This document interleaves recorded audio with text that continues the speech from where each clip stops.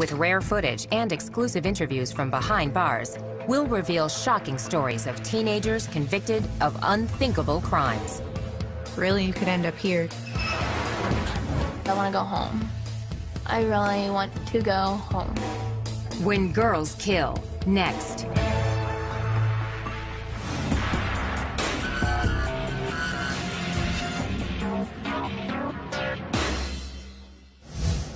In many ways, these two Florida teenagers had a lot in common. They were from the same neighborhood and both had everything to live for. Rachel Wade was sort of an all-American girl. Sarah was a good kid. She had the whole world ahead of her. But 19-year-old Rachel Wade and 18-year-old Sarah Ludman wanted the same boy, and their love triangle spiraled out of control. Now your ass is mine, and I'm guaranteeing you I'm no murder you. I'm letting you know that now. In an exclusive interview, Rachel Wade relives the shocking outcome. I wish we could go back and instead of going against each other, maybe sitting down and talking through and just understanding that we didn't need him.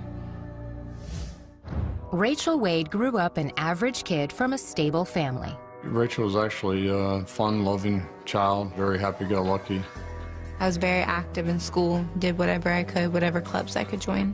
Like a lot of little girls, Rachel rebelled when she hit her teens. As soon as I got to about 15 or so, I started kind of veering off in the wrong direction. Rachel dropped out of school, ignored her curfew, and fought with her parents.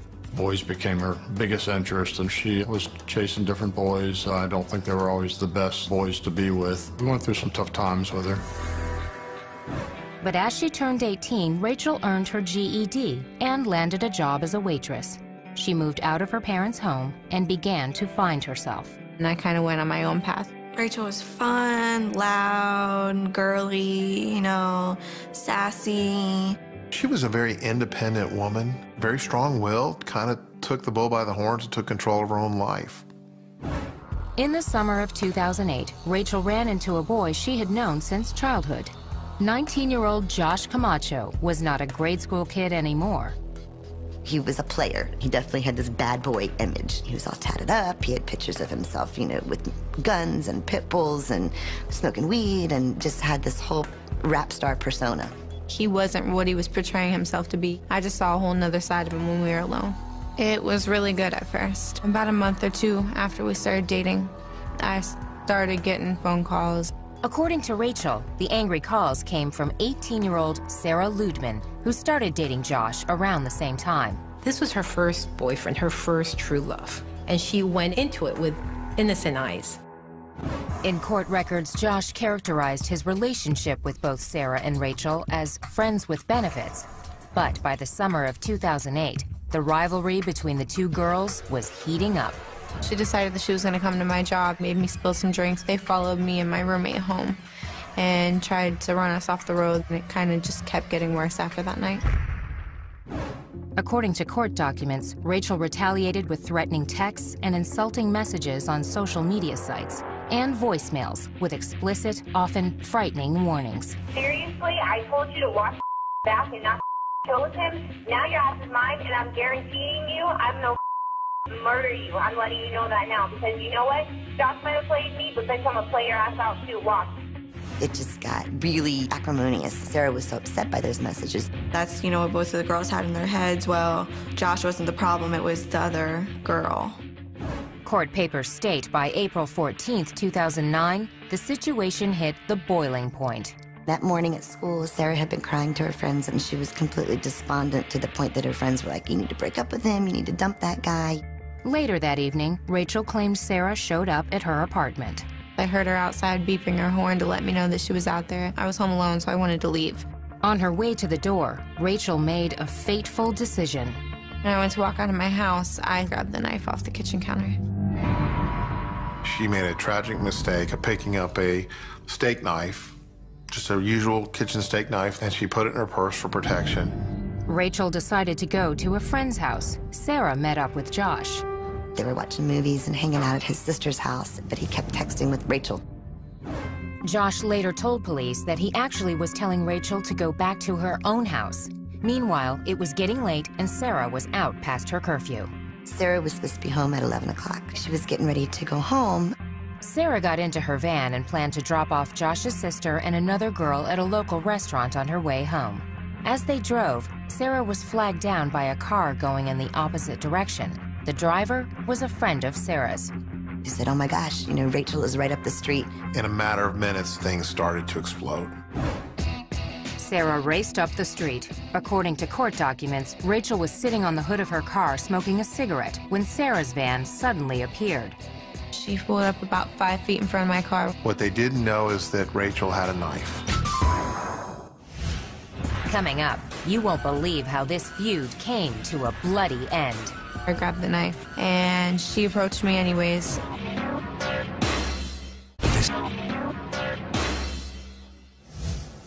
At 12:45 a.m. on April 15, 2009, after months of feuding over the same boy, it was finally showdown time between 19-year-old Rachel Wade and 18-year-old Sarah Ludman.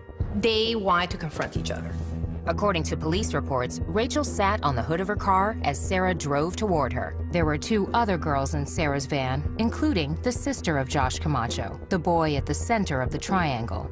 According to court records, Sarah came to a stop just a few feet from her rival.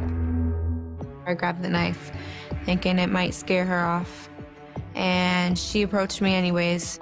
In court documents, witnesses disagree about who started the fight, but everyone recalls it was over quickly. They fought in the middle of the street for no more than 5 seconds. It was pulling hair. Next thing you know, it stops. She hit me 3 or 4 times. I started swinging back. And the next thing I remember, she let go of me and turned around and walked back to her van. Sarah yelled out to her friends. Sarah was screaming for them to get back in the car so they could leave. I just saw blood on the knife. I didn't physically remember stabbing her. I didn't see where she was stabbed. Sarah managed to get to the van and grab her phone. Police reports state that she called Josh Camacho. She said it hurts. At that point, the line fell. She lost consciousness. She ended up lying in the middle of the road. Shocked witnesses dialed 911. Rachel! Down her. Okay, where on the body is the patient stabbed? In the chest. She's trying to breathe. According to police records, Rachel retreated with the knife in her hand. She walked up the driveway and ultimately threw the knife up onto the neighboring residence's roof. Rachel sat on the porch of a nearby home as police and EMTs arrived. They quickly determined Sarah was stabbed twice in the chest. She had a small injury here, stab wound here. She was stabbed right in the heart. It pierced her heart. During the frantic effort to save Sarah's life, Josh Camacho received a call from his sister at the scene. Josh hurried to get there and arrived before Sarah was taken away in an ambulance. But at the hospital, she could not be saved. Sarah was pronounced dead at 2:29 a.m. Detective Mike Lynch was gathering evidence when he learned the case was now a homicide investigation. I ended up finding Rachel sitting in what used to be a bench located in front of the residence. Her demeanor was calm. I was scared, but at the same time, I didn't really know what to think or how to react. Rachel claims she was not aware Sarah was dead when she agreed to be questioned at police headquarters. I wasn't under arrest or anything, so again, I was thinking, you know, maybe it's not that bad.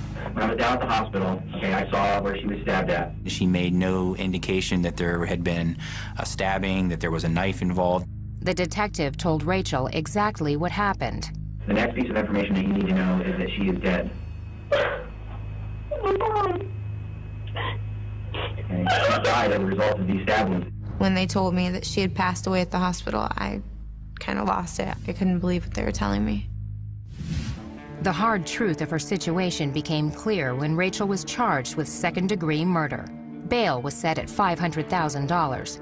If convicted, the 19-year-old faced life in prison. Fact is, she stabbed her and she killed her. For second-degree murder, I didn't have to prove she intended to murder her. Sarah came looking for a fight, so it was apparent to me that this was a good self-defense case. Murder or self-defense. The lines were drawn when the trial began in July 2010. Among the witnesses called by the prosecution, Josh Camacho. His tough bad boy pose was gone. Josh coolly maintained that he had an open relationship with both girls. When he came into court, the appearance was just a little guy. Very quiet, very soft-spoken. He says, I wasn't dating either girl. They're not my girlfriends. After these girls and their friends and their families talked about how he was their whole world and said, I was just sleeping with them. Camacho's testimony was shocking, but the prosecution's most damaging evidence came from Rachel herself, the threatening voicemails Sarah had saved. I'm gonna find you and I'm gonna beat your ass. He can get anything he wants from me. You still got your mommy and daddy's curfew, bitch. Why do you run your mouth and why are you that pathetic? So keep talking, Sarah. I'm gonna teach you it. I'm telling you now. I couldn't believe that it was me. It was out of character for me to say anything like I said to her. Please tell me, Sarah, why you would be a dumbass put a brand new picture of you and Josh at the beach on your MySpace. I'm no murder you. I'm gonna play your ass out too. Watch. You're a fat bitch and I'm gonna kill you. If you're a prosecutor, you don't get a whole lot better evidence than that. In a risky defense move, Rachel took the witness stand and claimed she received similar messages from Sarah. It's a shame that Rachel didn't save voicemails from Sarah with threats, but she didn't. The jury deliberated less than 3 hours. We, the jury, find as follows: ask that the defendant in this case. The defendant is guilty of murder in the second degree as charged. So say we all. Michael Schwartz, foreperson of jury, July 23, 2010. In September, Rachel was back in court for sentencing, and the stakes were high.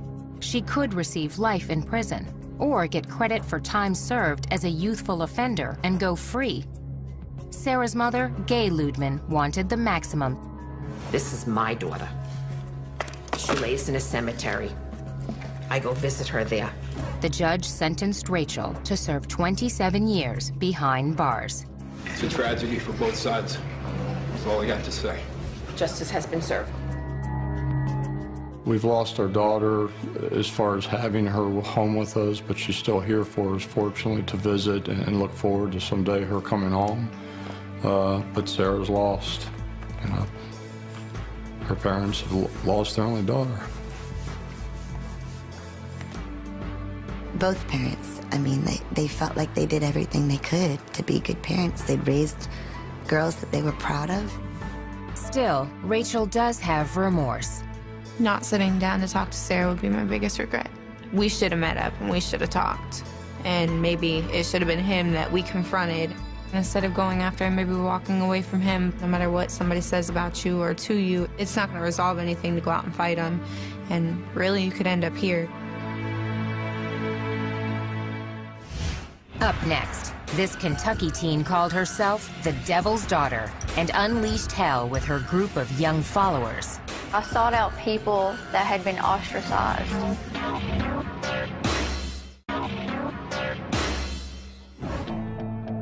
April 1997, springtime in rural Tennessee. Vidar Lilylid, his wife Delphina, and their 2 young children were returning home from a religious convention. They decided to go have a picnic with the kids and stop at the Baileyton Rest exit. This ordinary detour would lead to a violent and horrifying crime. This one was certainly the most tragic thing I've witnessed. Surprisingly, most of the suspects were just teenagers.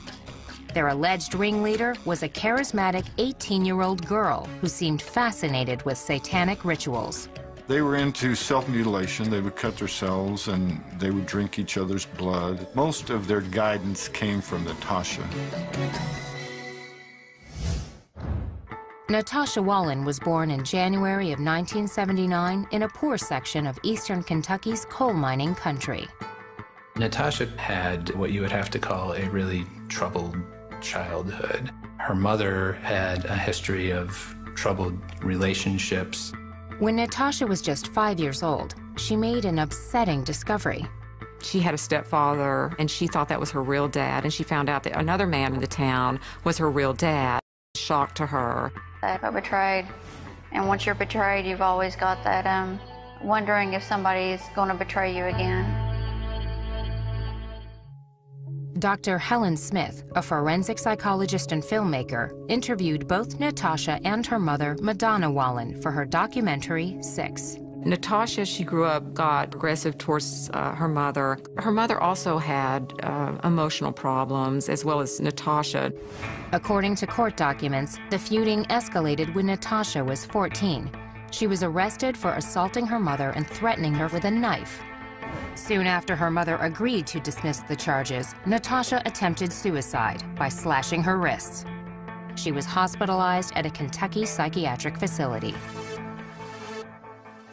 They told me said that she needed to stay longer. She was still a troubled child, but you know, I couldn't afford to keep her in the hospital.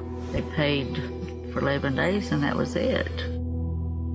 Court records state that Natasha was diagnosed as manic depressive and bipolar. She was prescribed Haldol, an antipsychotic drug, but she didn't take her medication. Load them up with pills. That's the answer to everything. Medicate. Court documents state that she did use illegal drugs like cocaine and heroin. Natasha developed a dark fantasy life. According to police, the teenager often signed her name backward as Satan, and she attracted other teenage outcasts. I sought out people that had been ostracized, you know, for one reason or another, from the same people that were condemning me. In her mid-teens, Natasha found love. She was married to a guy named Stephen Cornett, and they got married on her 17th birthday. They had this very sort of elaborate Gothic wedding where everybody was dressed in black. But after a few months, the marriage ended abruptly. But she did keep his last name. Alone, Natasha spent more time with her friends, which included 20-year-old Joe Reisner, 19-year-old Dean Mullins, Crystal Sturgill, who was 18, 17-year-old Karen Howell, and 14-year-old Jason Bryant. According to the Chicago Tribune, on Friday, April 4th, 1997, the group rented a room at a motel in Pikeville, Kentucky. But this was no typical high school party. It was a satanic ritual type situation. There was cutting, there was drinking blood. It was just like something crazy. I don't know. Maybe a way of bonding. A story in the Knoxville News-Sentinel reported that 2 days later, Natasha and friends piled into a small hatchback. They headed south toward New Orleans, armed with a 9mm Smith & Wesson handgun and a .25 caliber semi-automatic pistol. On the afternoon of April 6th, Vidar and Delphina Lillylid and their 2 kids were driving back home to Knoxville after attending a Jehovah's Witness conference in Johnson City. The Lillylid family stopped at this rest area to use the bathroom and to have a little picnic, let the kids run around a little bit. A little while later, a hatchback pulled in and 6 goth teens climbed out. You had like the American dream and the American nightmare meeting each other on the highway. Vidar, who was still probably pumped up from the convention, he thought, well, I'll talk to them about God. According to court testimony, the religious conversation suddenly turned into a carjacking. Joe Reisner is the one who pulled the gun on them. Told them they weren't going to hurt anybody. That's what they told him. So we just want your van. Court documents state Vidar and his family were loaded into their van at gunpoint.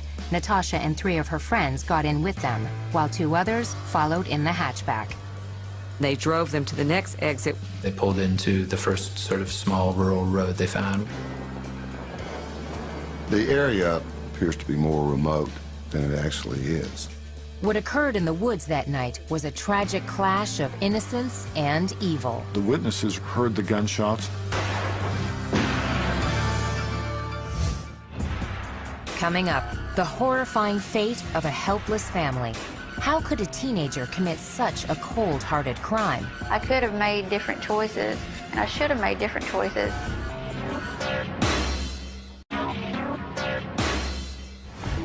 About 8:30 on the night of April 6, 1997, Natasha Cornett and her group of teen outcasts were speeding through Tennessee in a stolen van.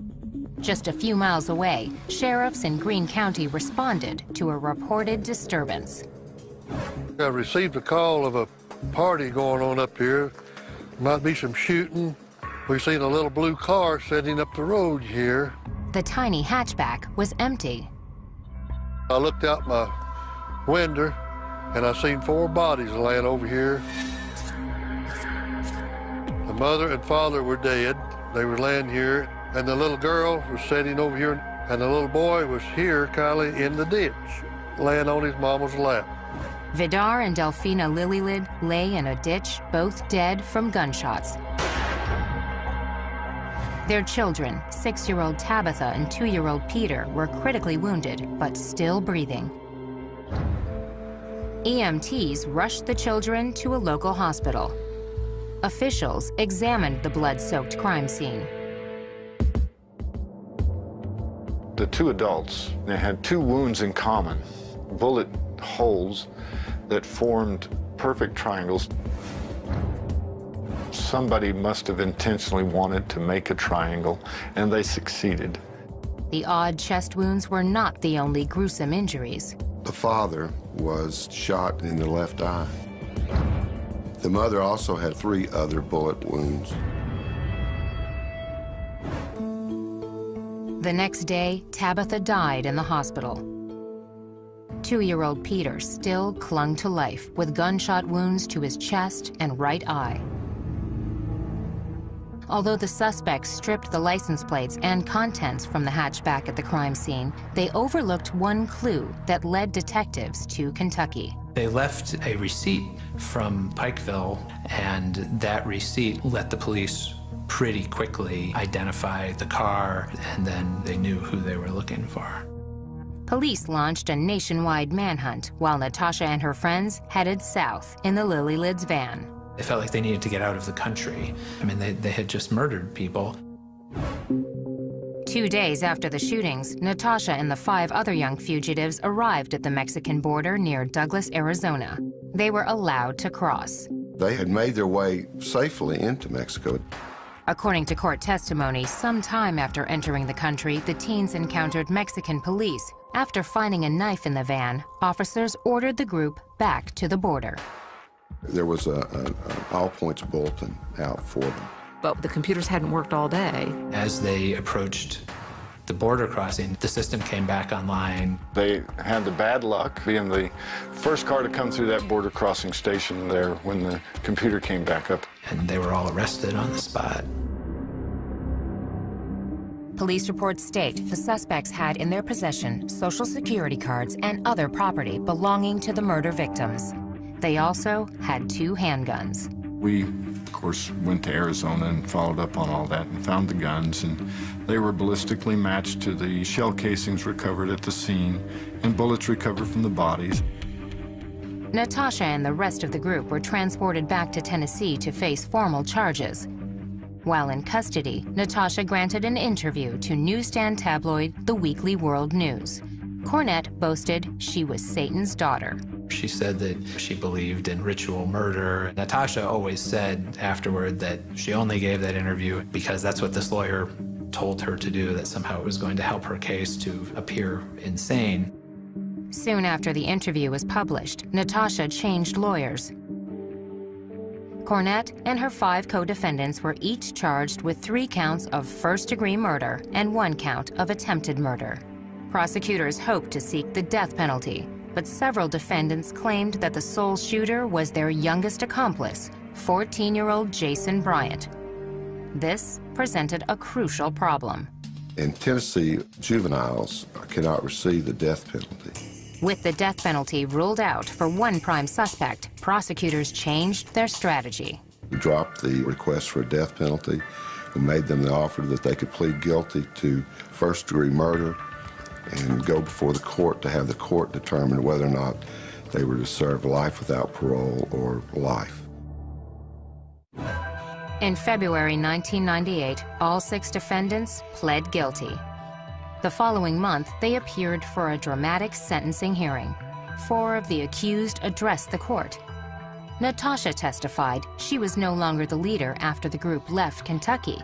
Cornett even maintained she tried to stop the shooting of the Lilylid family. I failed in my attempt to stop the death of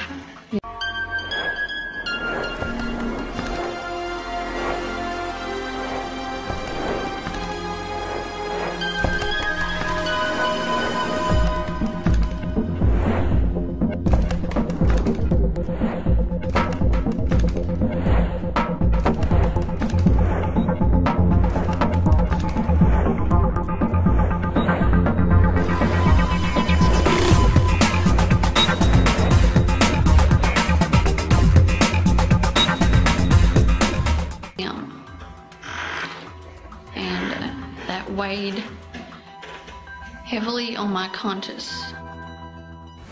The judge ruled Natasha was, quote, not necessarily a ringleader for the killings, but she was the instigator and the orchestrator of the trip and the things that led to the death of the Lillylids.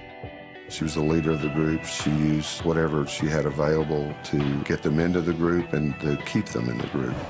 She received the maximum penalty, 3 life sentences without parole for the murders of Vidar, Delfina, and Tabitha Lillylid. The 5 other defendants received the same sentence. Plus, all 6 were given an additional 25 years for the attempted murder of the sole survivor, 2-year-old Peter Lillylid. In a sense, a very real sense, they received a death penalty. They will not leave the penitentiary system until they're dead. For her part, Natasha Cornett maintains that better mental health care might have prevented her unthinkable actions. Taking life is never justifiable. Never. There's always options, there's always choices. And I should have made different choices, but hindsight is great, you know. Next, she was the new kid in town, on her own and looking for friends. Was Charlie Ely an innocent bystander, or part of a sadistic plot to murder a 15-year-old neighbor? And then I heard gunshots. I was like, what the hell is going on?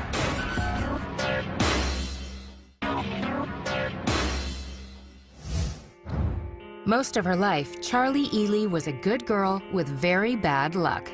My parents didn't take good care of me the way they should have, so they lost custody. From her earliest days, Charlie got used to feeling abandoned. By age 18, Ely was married to a 21-year-old with a record. Only 4 months after saying I do, Charlie's home life was again torn apart. He was arrested for violating his probation and left her basically alone. As she reveals in this exclusive interview, the lonely teenager quickly found a new family and a world of trouble that ended in murder. I was one of the kids who was like, as soon as I turn 18, I'm gonna leave. Look at what happened. Not even a year later, where am I sitting? Well, childhood. At the beginning, it was like a little rough, and then it got a little better. Around age 6, Charlie and her younger sister were taken in by their aunt and uncle. To be honest, I think of my Aunt Lisa, my mom. I think of my Uncle Mike, my dad. By all accounts, her life in Maryland was a typical teenager. Jessica Lukey was Charlie's best friend in high school. The 2 girls were in the Naval Junior Officer Training Corps together. She got along with everyone. She was very outgoing and just really relaxed. She didn't seem like she was the type of girl that would fall into the wrong crowd in high school. Never had any fights according to her family. She was bullied a bit by some of her classmates because she had an eye problem. She was legally blind in one eye, and they picked on her a little bit for that. Charlie looked forward to escaping her small Maryland town. An unexpected opportunity came up after Charlie graduated in the spring of 2010. I moved from Maryland to come down to Florida to try to reconnect with my mother. I didn't listen to my Aunt Lisa and all them when they said, be careful, Charlie, why don't you just wait a couple of years and see where it goes? Charlie had another reason for moving to northern Florida. She was already forming a relationship with the son of her mother's boyfriend, 21-year-old Joseph David Burham. I had a message from him, and I had just turned 18, so that made it even better. So I read his message and I got his number and I started texting him. It was July 13th when we first started texting, and we started dating that night. It went from there. It was great. Ely arrived in Lakeland, Florida in August 2010 with the promise of a new boyfriend and reuniting with her estranged mother. As her relatives in Maryland predicted, Charlie's reunion was short-lived. Well, I dove in. Was at my mom's for 2 or 3 days. I ended up being like, you know, Joe, I need to get out of this. I can't do it. Despite the disappointment about her mother, Charlie's romance with Joe Burham heated up quickly. In early September, less than 2 months after Ely moved to Florida, she married Joe, even though he had a criminal record. His conviction for lewd and lascivious sexual battery restricted where the newlyweds could live. He was on probation. He couldn't leave the county. We found a place to live, and it was actually in Summerfield, Florida, which is still Ocala. The honeymoon didn't last long. In January of 2011, Burham violated the terms of his probation and was sentenced to serve 3 years in prison. I did feel pretty vulnerable. I'm 18, husband just got arrested. What do I do now? I barely know anybody here. On her own in an unfamiliar town, Charlie found a way to make new friends. Charlie had a house. These other kids were able to get away from their parents and sort of hang out all together without any rules, really. They just did whatever they wanted to. Charlie's home became a hangout for a tight group of local kids, including 20-year-old Justin Soto and 19-year-old Michael Bargo. My husband had told me not to hang out with Michael Bargo or Justin Soto. I didn't listen to him, and I decided that I was gonna have them live with me. Soon, Bargo's friends, 16-year-old Kyle Hooper and his 15-year-old sister Amber Wright, were also regulars at Charlie's house. According to court testimony, Amber was in the middle of a stormy breakup with her 15-year-old boyfriend, Seth Jackson. Seth Jackson originally was dating Amber. Something transpired in their relationship where they separated, and then Seth was trying to come back into the picture with Amber. During this time, Charlie and Amber became close. Ely and Amber were best friends. That friendship would be marked by violence. And then I heard gunshots. I was like, what the hell is going on?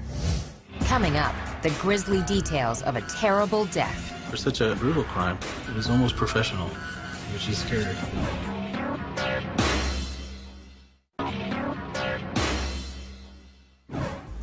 19-year-old Charlie Ely's reunion with her estranged mother fizzled, and her husband was locked up on a parole violation.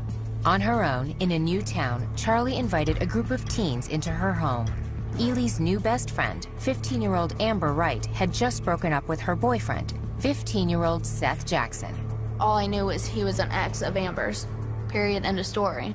According to police reports, on the night of April 17, 2011, Charlie helped lure Seth to her house. Charlie had told us that when he arrived at the house that she actually opened the door for him.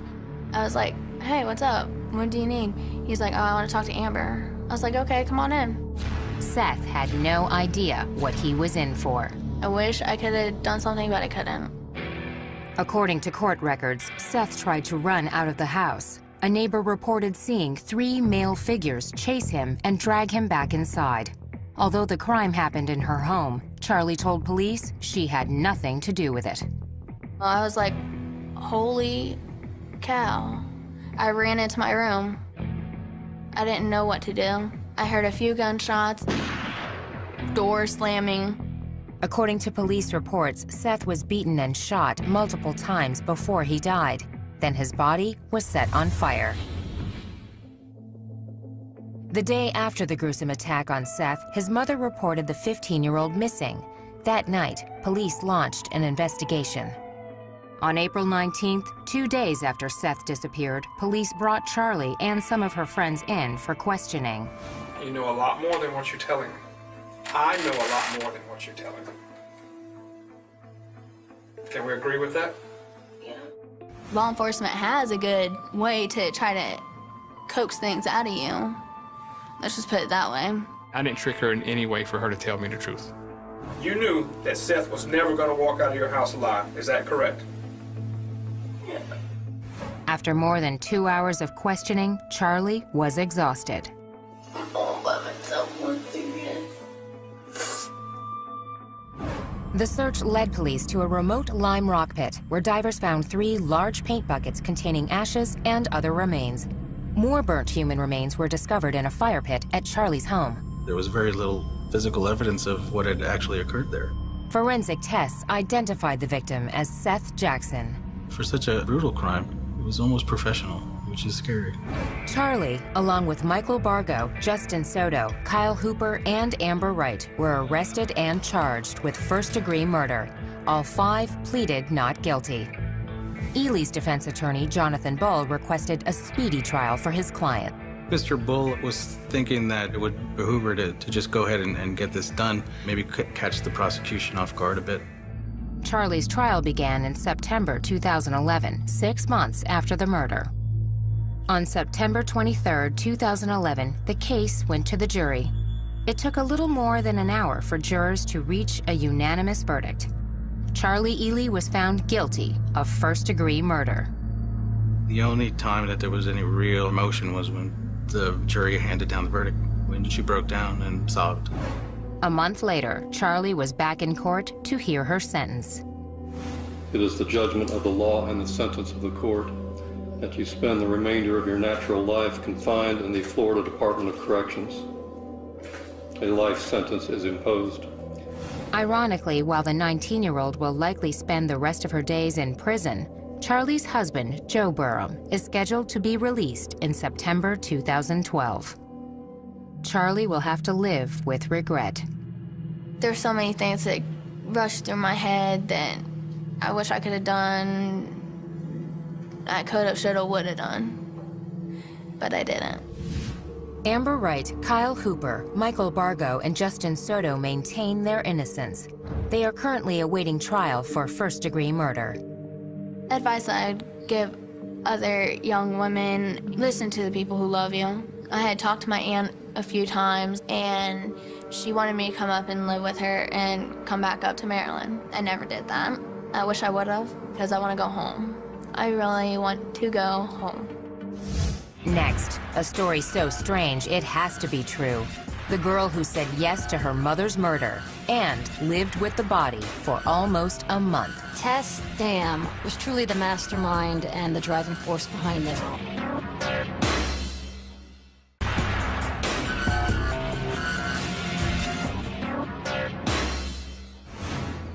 On a cold winter night in February 2007, police in Lafayette, Colorado answered an anonymous call. Officers received the tip that Linda Dam had been murdered. At the home of 52-year-old Linda Dam, police say they found her 15-year-old daughter Tess and Tess's boyfriend, 17-year-old Brian Grove. As more officers arrived, they began to try and develop more information about Linda Dam. Was she safe? Was she still alive? The bizarre answer would generate shocking national headlines. As a child, Tess Dam faced major challenges. Tess Dam grew up without a father. Her father and mother split when she was 2. Linda was very clearly addicted to alcohol, very severely alcoholic. But by all accounts, Tess and her mother enjoyed a close relationship. In 2004, when Tess was 13, she joined a basketball team at the local rec center. Eddie Anderson was the coach. She really loved her mom. Even in practice, she would go hug her mom. But Linda would come up to me, and I could smell alcohol on her breath. By 2006, things were changing. According to the Rocky Mountain News, on several occasions, Tess was picked up by police for violating curfew. In July, she was escorted home by a cop who was alarmed by Linda Dam's condition. An officer sees Linda stumbling down the stairs. She's visibly intoxicated. Lafayette police say they did try to get social services to intervene. They faxed over the request to the county social services, and apparently the fax never arrived. A few months later, Tess met Brian Grove at an area youth center. According to the Denver Post, by early 2007, Brian was living with Tess in Linda's home. But the young couple wanted a house of their own. They found a model home worth approximately $500,000, and they told their friends they wanted to kill Linda Dam to get the money to buy this house. A 16-year-old friend named Jared Smith described a conversation with Tess and Brian that started at a local restaurant near the end of February 2007. Smith told police Tess and Brian talked about how much they hated Linda. On the drive back to Linda's home, Brian allegedly asked Tess if she wanted him to take care of her mother. Tess said yes. Brian went in the home while Tess and Jared were driving around. Jared Smith said he had no idea what Brian had planned.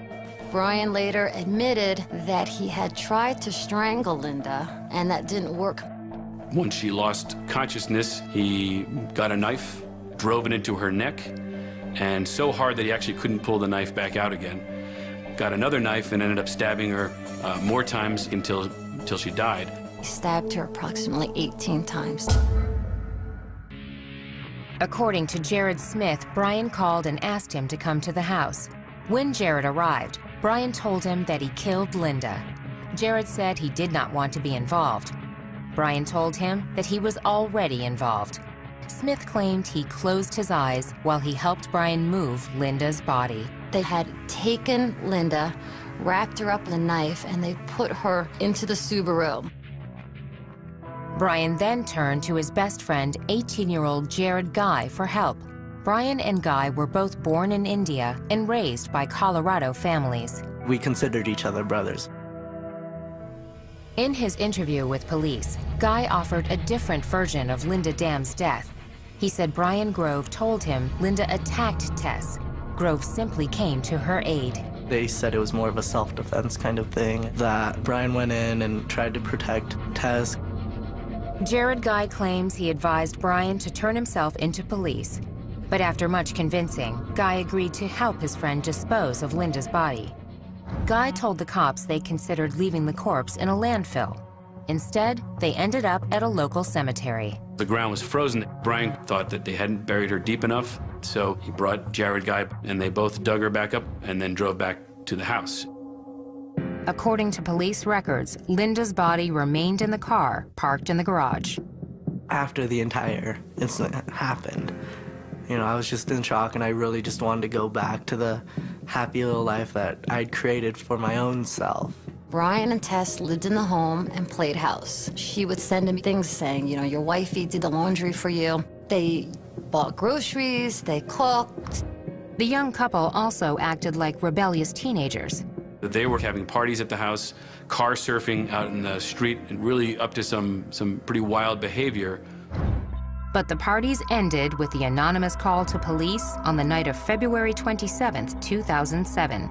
Prosecutors believe the tip came from one of Tess's friends.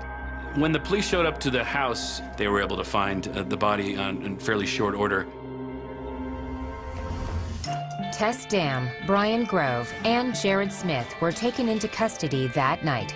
Jared Guy was arrested later that week. Jared Smith was charged with being an accessory to the crime and pleaded guilty.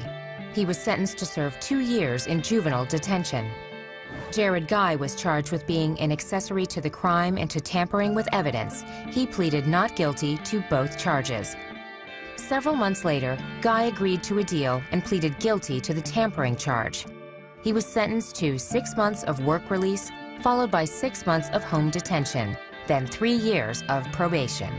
If I could go back to then and change my actions, I would have still tried to help him, but I would have tried to help him in the sense of, make him call the cops.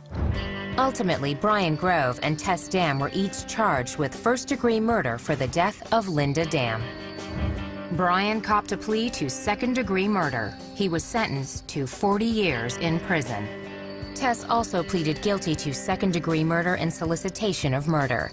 She was ordered to serve 23 years behind bars. Tess Dam will be released before she turns 40 years old. Brian Grove was a hands-on killer, but Tess Dam was truly the mastermind and the driving force behind this. She's the one that told Brian Grove to kill her mother. These teens could have been the girls next door anywhere in America, until fateful decisions turned lives of promise into lives marked by violence and tragedy.